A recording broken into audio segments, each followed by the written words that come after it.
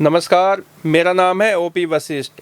दी Haryana talks के खास मुद्दे में आपका स्वागत है। नमस्कार, मेरा नाम है सत्सिंह और इस खास मुद्दे में हम बातचीत करेंगे हिसार में जो डीजे विवाद हुआ था जिसमें एक युवक की मौत हो गई थी और उसके बाद मामला राजनीति का बन गया था, राजनीतिकरण हो गया था और उसमें राहुल गांधी ने भी ट्वीट करके भाजपा और आरएसएस को घेरा था और उस मामले में अभी 18 जुलाई को उस जो युवक जिनकी डेथ हुई थी उसको क्रिमेट कर दिया गया है। लेकिन इन 11 दिनों में क्या हुआ, कैसे हुआ, आज हम उसकी बात करेंगे। भाजपा के भी मंत्री कृष्ण बेदी और एक कपूर वाल्मीकि विधायक ने भी इस पूरे मामले में हस्तक्षेप किया और जिस युवक की मौत हुई थी उसके परिवार को मुख्यमंत्री नायब सिंह सैनी से भी मिलवाया है। 7 जुलाई की रात को हिसार के एक वाल्मीकि बस्ती है, शायद वहाँ पर 12 क्वार्टर एरिया जिसको बोला जाता है, तो वहाँ पर ये सेलिब्रेशन चल रहा था और सब कुछ सीसीटीवी में कैप्चर है। जिस तरह के सीसीटीवी कैमरा सामने आए हैं, देखो उससे एक बात समझ में बिल्कुल क्लियर समझ में आ रही है जो कैमरे से आ रही है, क्योंकि हम ग्राउंड के प्रत्यक्षदर्शी नहीं हैं, हो सकता है उसके अलावा ही कोई बातचीत हो। उसमें सीधा सीधा जो गलती दिखाई दे रही है वो वहाँ जो रहने वाले युवा थे जिनमें से एक की डेथ भी हो गई है, दूसरा शायद आकाश है, वो अभी हॉस्पिटल में ही है। हाँ, वो भी काफ़ी गंभीर हालत में है, क्योंकि जो सीसीटीवी में दिखाई दे रहा है वो सीसीटीवी हम अपने उसमें शेयर भी कर देंगे जितना पॉसिबल हो सकता है। तो उसमें वो पहले दारू पी रहे हैं, फिर डीजे बज रहा है, डीजे पे नाच रहे हैं, फिर शायद पुलिस गश्त करती देखो इसमें जो सत्सिंह जी जो शुरुआत हुई है इस पूरे मामले की, जो वहाँ सीसीटीवी फुटेज पुलिस ने भी जारी किए हैं और वहाँ के जो लोग हैं, जो स्थानीय रेजिडेंट हैं वहाँ के, उनसे भी जैसे पत्रकार साथियों ने बातचीत की है, पत्रकारों के सामने वो लोग भी आए हैं और फिर उसके बाद पॉलिटिशियन भी आए हैं, पक्ष के लोग भी आए हैं, विपक्ष के लोग भी आए हैं। लेकिन जैसे जो इसके बारे में जो बताया जाता है वो सच्चाई ये है कि ये जो कॉलोनी है, ये इस कॉलोनी के पास में ही सब्जी मंडी चौकी है हिसार में, और जो सब्जी मंडी चौकी है वो वहाँ के जो पुलिस वाले जो है राइड करते हैं, पुलिस की जो राइडर होते हैं या इंचार्ज है, वो इसी बस्ती से उनका आना जाना होता है। तो जो बात सामने आई कि जो पुलिस चौकी के इंचार्ज है और एक और उनके साथ मुलाजिम थे, वो वहाँ पे गश्त करते हुए निकले थे। तो ये ऐसा बताया जाता है कि जो लड़के थे, ये कोई जन्मदिन था किसी का, शायद शुभम नाम के युवक का जन्मदिन था और ये 6-7 जो लड़के हैं ये उसको सेलिब्रेट कर रहे थे गली के बीच में ही। वहाँ पे साइड में इन्होंने डीजे भी लगा रखा था तेज़ आवाज़ में। तो पुलिस वालों ने इनको 11 बजे के आसपास की बात है, 7 जुलाई रात को, तो पुलिस वालों ने इनको शायद ये कहा कि भैया आप 11 बज गए तो डीजे तेज़ आवाज़ में नहीं बजा सकते, गली भी है। तो यहाँ के लोग जो है, जो रेजिडेंट है, वो भी हो सकता है कि वो भी उनकी भी नींद डिस्टर्ब होती हो कि भाई रात को इतने, तो वहाँ पे इनकी कहा सुनी हुई है पुलिस वालों की, लड़कों की। और कहा सुनी में फिर बात थोड़ा सा आगे बढ़ गई। फिर वो सीसीटीवी फुटेज का जैसे आपने जिक्र किया है, तो सीसीटीवी फुटेज में वो पुलिस वाले घर में घुसते भी दिख रहे हैं, वो दरवाज़ा बंद करके, कुछ हथियार भी थे ऐसे, वो अब कैसे वो हथियार एक को पुलिस वाला छीनते हुए भी दिखाई दे रहा है। नहीं, वो हथियार जो हैं वो पशु काटने वाले कुछ नहीं, लेकिन वो धारदार हथियार थे। हाँ, धारदार हथियार हाँ, थे। और उसको पुलिस वाले जो है वो एक दरवाज़ा बंद करके और वो हथियार को किसी लड़के से, नहीं, आप ये मानिए कि पुलिस वाले जो हैं वहाँ पर उनको बंद करवाने के लिए बोलते हैं, जो कैमरे में दिखाई दे रहा है। उसके बाद विवाद बढ़ जाता है, वो डीजे बंद करने से मना करते हैं और उसके बाद पुलिस वालों को, क्योंकि वो शायद दो ही होते हैं उस समय, और उनको एक घर में घुस करके अपनी जान बचानी पड़ती है। फिर शायद उनमें से कोई एक एक्स्ट्रा, जब उन पर हमला हो जाता है, ऐसे ऐसा भी कहते हैं कि जो वेपन से पहले जब स्टार्टिंग में जब ये डीजे बजा रहे थे और जो तकरार हुई, कहा सुनी हुई, तो उसमें पुलिस चौकी इंचार्ज या कोई पुलिस वाला जो उसका साथी था, वो उनकी वीडियो भी बना रहा है साथ में कि भाई वो मौके की, तो उनको लड़कों को लगा कि पुलिस ये वीडियो बना के उन पे कोई कार्रवाई करेगी या पुलिस FIR करेगी, तो वो उसका उस चीज़ ने उनको ट्रिगर भी कर ट्रिगर किया। तो वो कहा सुनी हुई, फिर हाथापाई हुई, धक्का मुक्की भी वहाँ पे हुई है। ये एविडेंस तो पहली चीज़ है, अगर नहीं तो पुलिस पे उल्टा मामला दर्ज हो जाए, क्योंकि आप ये जानते हैं कि आज के समय में पुलिस पर भी क्रॉस FIR होती है, और इस मामले में क्रॉस FIR नहीं, पुलिस का तो आप ये देखो ना कि आज के टाइम में आप जो ट्रैफिक पुलिस है शहर में भी जो घूमते हैं, तो सबसे पहले जो पुलिस वाले वो अपने मोबाइल निकालते हैं और उस व्हीकल का, और बल्कि आजकल तो इंस्टॉल यहाँ होने लगा है उनकी कैब में, उस व्हीकल का अगर नो पार्किंग जोन में कोई व्हीकल खड़ा है या सीट बेल्ट नहीं लगा रखी है या और कोई बात है, तो सबसे पहले पुलिस वाले अपने मोबाइल निकालते हैं, वीडियो बनाते हैं, फोटो खींचते हैं, उसके बाद चालान करने की कार्रवाई होती है। उसके अंदर भी फाइन वाइन जो लगता है उसके लिए वीडियो एविडेंस तो चाहिए होता है। तो शायद वो जी ट्रिगर कर दी क्योंकि वो उस कंडीशन में थे, उसके बाद उन पे हमला बोलते हैं, फिर शायद और फोर्स के लिए वो क्या हुआ कि जैसे जो बताया कि पहले 2 ही लोग थे पुलिस वाले, और उन पे उन लड़कों ने जैसे हमला भी किया है, वो दिखाई दे रहा है फुटेज में। और उसके बाद एक पुलिस वाले के पास कोई फ़ोन था, जैसे एक तो उन्होंने बताते हैं कि उन लड़कों ने छीन लिया था जो वीडियो बना रहे थे, और एक दूसरा कोई वॉकी टाकी था उनके पास या कोई फ़ोन था, उससे उन्होंने पुलिस के आला अधिकारियों को इंटीमेट किया कि ऐसे ऐसे हम पर हमला हो गया है। और फिर पुलिस की बताते हैं 7-8 गाड़ियों में पुलिस के जवान पहुँचते हैं और फिर वहाँ पे उनके साथ मारा पीटी की जाती है। वो भी पुलिस जो वहाँ के लोग हमला कर रहे हैं, पुलिस वाले जो लाठीचार्ज कर रहे हैं, वो वीडियो भी CCTV फुटेज वायरल है, और उसमें भी काफ़ी, उसमें ऐसा दिख रहा है कि पुलिस वाले ना जो भी सामने आ रहा है उनके, तो उन पे लाठीचार्ज किया जा रहा है। अब उसमें 1-2 महिलाओं के साथ भी ऐसा बीच बचाव करते हुए देखी गई है उस वीडियो में। अब ये नहीं पता कि वो मामला क्या था फिर, क्योंकि पुलिस जब आई उन लड़कों के साथ, पुलिस ने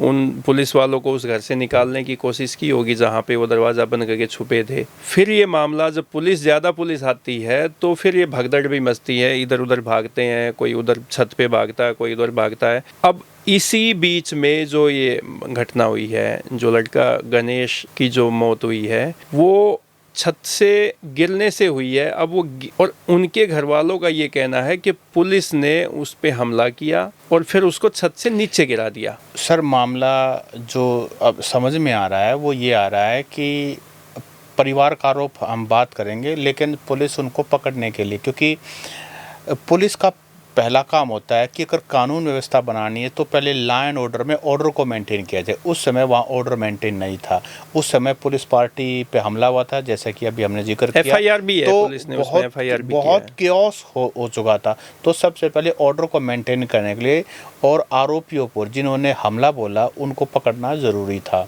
क्योंकि वो हिंसक हो चुके थे। उनको पकड़ने के लिए पुलिस ने चारों तरफ, जो भी पुलिस का तरीका होता है, तो वो छतों पे भाग रहे थे। और आकाश और शायद ये लड़का गणेश वाल्मीकि, जो 20-22 साल का लड़का बताया जा रहा है, तो ये छत से कूद रहे थे। शायद कॉन्फिडेंस था इनको कि कूद जाएंगे, लेकिन वो नीचे गिर के और वो मौत हो गई। और दूसरा आकाश जो है अभी अपना हॉस्पिटल में एडमिट है। तो परिवार का आरोप ये है कि वो गिरा नहीं है, पुलिस ने उसको धक्के से धक्का दिया है, ये आरोप है। हाँ, उसको गिरा, मतलब उस पे हमला करके और उसको नीचे गिराया गया। हाँ, उसको धक्का दिया। परिवार का ये आरोप है, परिवार का ये आरोप है। लेकिन इतने सारे CCTV आए हैं और वो पुलिस ने जारी किए हैं, लेकिन अभी तक कोई ऐसा एविडेंस, अभी तक ऐसा कोई वीडियो सामने नहीं आया जिसमें कोई किसी को भी, नॉट ओनली पुलिस, कोई किसी को भी धक्का दे रहा हो। सब मतलब या तो एक दूसरे के पीछे भाग रहे हैं, या हथियार से हमला बोल रहे हैं, या पुलिस उनको पकड़ रही है, या महिलाएं दिखाई दे रही हैं। 2 से 3 CCTV फुटेज एक तो पुलिस ने ही जारी किया है उनका। हाँ, जो तो इस तरह के भी जो ना वो मतलब जो सामने आए हैं, अभी तक तो बात यही समझ में आती है। लेकिन उसके बाद मामला शुरू होता है। उसके बाद जो पंजाब के पूर्व मुख्यमंत्री हैं चरणजीत सिंह चन्नी, वो परिवार ने उसके बाद क्या किया कि जब ये सब चीज़ें हो गई तो पुलिस ने काफ़ी लोगों के खिलाफ पुलिस पे हमला करने का, सरकारी काम में बाधा डालने का और कई चीज़ों का FIR लॉज की है। जानलेवा हमला करने का भी उसमें शायद 307 जो पहले पुलिस ने किया है वो पुलिस ने वहाँ के लोगों के खिलाफ FIR लॉज की है और शायद उसमें अभी तक किसी की गिरफ्तारी तो नहीं हुई है पुलिस की तरफ से, क्योंकि उसके बाद मामला फिर थोड़ा दूसरा हो गया मुझे लगता है। तो फिर अगले दिन जैसे बात हुई तो लोगों ने धरना दे दिया। वहाँ के जो परिवार में जो लड़के की जो मौत हुई है उसको उसके परिवार के लोगों ने, आस पड़ोस के लोगों ने वहाँ पे धरना दिया है और पोस्टमार्टम भी पहले तो नहीं करने दे रहे थे वो कि हम पोस्टमार्टम भी नहीं करवाएंगे। पुलिस ने फिर पोस्टमार्टम करवाया 3 दिन के बाद और इसके बाद फिर कर्मिनेशन की बात आती है कि भाई शव जो है काफ़ी दिन हो गए हैं, इसका संस्कार किया जाए। तो परिवार वाले इस बात पे अड़ गए कि भाई पहले पुलिस वालों के खिलाफ FIR लॉज होनी चाहिए, हत्या का मुकदमा दर्ज होना चाहिए और परिवार को मुआवजे की भी बात वहाँ पे एक महापंचायत हुई है। उस पंचायत में कुछ लोगों ने वो हाईजैक करने की कोशिश की। उस पंचायत में ये बात भी उठी है कि भाई परिवार को पैसा भी, मुआवजा भी मिलना चाहिए, परिवार के एक व्यक्ति को सरकारी नौकरी मिलनी चाहिए और पुलिस वालों के खिलाफ FIR होनी चाहिए। ये 4-5 मांगे थी, इसको लेके धरना दिया। उसमें कई किसान संगठन भी आए हैं, कर्मचारी संगठन भी आए हैं। तो फिर ये राजनीतिक जो लोग हैं वो इस मामले में कूदते हैं, जैसा आपने अभी कहा। लेकिन डिमांड कितनी वाजिब है? देखो, सवाल हमारा ये पॉडकास्ट करने का वही है। तो जो परिवार है उन्होंने तो मांग की है, उन्होंने सरकारी नौकरी की मांग की है, उन्होंने पुलिस वालों के खिलाफ FIR भी मांग की है और मुझे लगता है कि जो सरकार के सोशल जस्टिस मिनिस्टर हैं कृष्ण बेदी, उनसे भी परिवार मिला है। उन्होंने आगे CM साहब से भी मिलवाया है, नायब सैनी जी से भी मिलवाया है और ऐसा बता रहे हैं कि उनकी सारी डिमांड्स मान ली गई हैं, जो उचित डिमांड थी वो मान ली गई हैं।